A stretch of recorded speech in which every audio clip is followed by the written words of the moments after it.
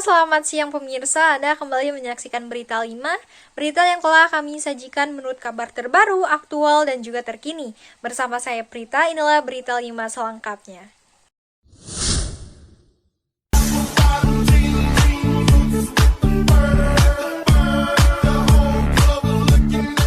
Seperti yang telah diketahui sebelumnya dari sosial media mengenai tren terkini bernama Iko-Ikoyan yang diperkenalkan oleh salah satu selebgram tanah air, Arif Muhammad, dengan 4,2 juta pengikut di laman akun Instagram pribadinya, yang membuat tren ini menjadi populer dan juga viral tepatnya pada platform Instagram.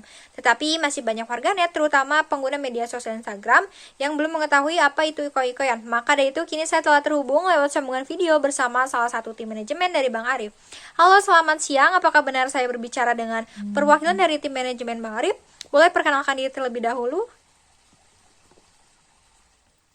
Selamat siang Mbak Prita.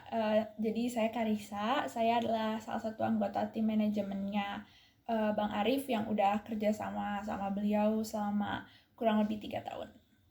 Baik Teh Karisa, bagaimana awal mula permainan Iko-Ikoyan ini bisa terlaksanakan oleh Bang Arif? Apakah karena ingin mengisi waktu luang atau ingin berbagi rezeki seperti memberikan barang yang sudah tidak digunakan kembali atau memberikan suatu produk dan juga bantuan dana? Oke, jadi pertama saya mau bilang dulu kalau Ikoi itu namanya sendiri itu karena itu adalah nama dari asistennya Bang Arif yang biasa suka menghubungi pemenang-pemenangnya itu. Nah, setahu saya sendiri, acara bagi-bagi dari Bang Arif ini tuh sebenarnya udah dilakukan dari sebelum-sebelumnya ya. Karena ini memang cara beliau buat berinteraksi nih sama pengikutnya. Nah, cuman mungkin sekarang jadi ramai karena lebih intens mungkin ya. Biasanya tuh ada yang diberikan uang, ada juga yang diberikan produk dari bisnis-bisnisnya Bang Arif gitu. Lalu Teh Karisa, apakah pemenang dari Iko-Ikoyan ini didapatkan secara cuma-cuma atau ada syarat dan juga ketentuan dalam memainkan tren tersebut? Oke, biasanya uh, orang-orang ini tuh diminta untuk ikut support bisnisnya Bang Arif dong pastinya. Tapi setahu saya selebihnya cuma-cuma. Baik, lalu siapa sajakah yang berperan pada tren Iko-Ikoyan ini pada awal mulanya? Dan apakah sempat ada kesalahpahaman antara sesama tim manajemen? Seperti yang berpendapat bahwa tidak usah dilaksanakan pada platform Instagram. Yang berperan pada tren ini tuh pertama ini kan dimulai sama Bang Arif ya. Memang dari sebelum-sebelumnya ini cara beliau berkoneksi dengan pengikutnya dan juga berbagi kebahagiaan. Nah, terus yang terlibat berikutnya udah pasti Bang Ikoy dong. Dan juga teman-teman dari tim bisnisnya dan tim manajemennya. Tapi yang bikin ini jadi sebuah tren yang besar karena netizen ikut meramaikan dan juga public figure lain nih yang ikut meramaikan atau bahkan ikutan bikin tren serupa. Kalau kesalahpahaman di antara timnya sih nggak ada ya, karena ini kan sebenarnya murni dari inisiatif pribadi dan emang hal yang udah biasa dilakuin dari sebelum-sebelumnya.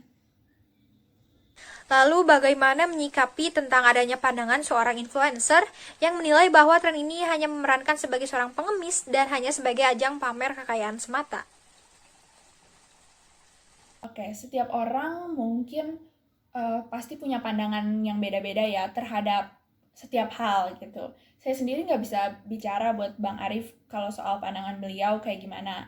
Tapi kalau menurut saya, setiap orang boleh kok merasa kalau misalnya tren ini tuh punya dampak negatif atau tujuannya negatif. Tapi saya mau menyampaikan kalau apa yang dilakukan Bang Arif itu sendiri sebenarnya dimulainya bukan karena sesuatu yang negatif. Karena ya murni ini caranya beliau aja untuk berbagi kebahagiaan. Ini sesuatu yang biasa beliau lakukan. Beliau juga menekankan kok bahwa beliau nggak menyuruh, nggak mendorong untuk minta-minta. Tapi memang cuman asik aja. Oh, salah satu pengikutnya pengen ini, kemudian beliau karena kebetulan bisa ya memberikan hal tersebut kayak gitu.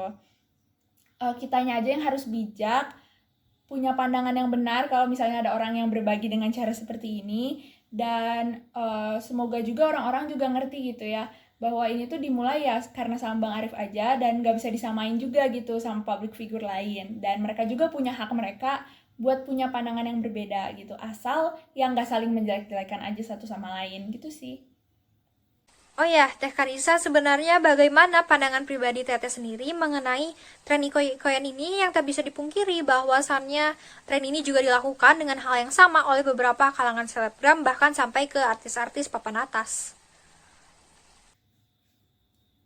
Oke, pandangan saya pribadi ya. Karena saya sendiri kan dari timnya Bang Arif ya, jadi pasti saya memandang ini sebagai sesuatu yang baik dan sebagai sesuatu yang positif dong. Makanya juga dilanjutkan sampai sekarang.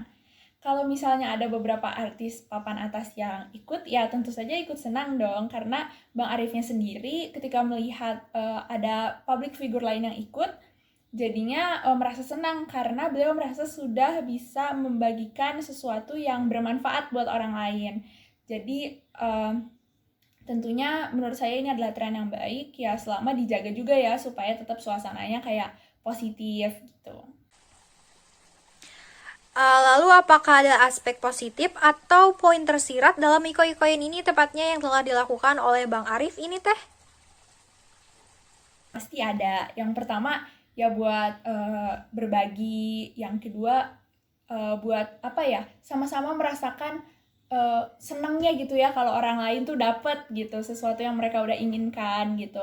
Dan kadang kalau misalnya kita berbagi juga orang lain yang melihat kebaikan kita ingin melakukan kebaikan juga kan, seperti tren ini nih jadi berkesinambungan. Dan ada juga kan yang menitipkan berkat yang mereka punya lewat Bang Arif untuk dibagikan ke orang lain. Ini kan sesuatu yang bikin kita semua sama-sama bahagia gitu ya, dan bikin kita semua juga jadi merasa ada yang akan membantu, ada yang saling membantu kayak gitu.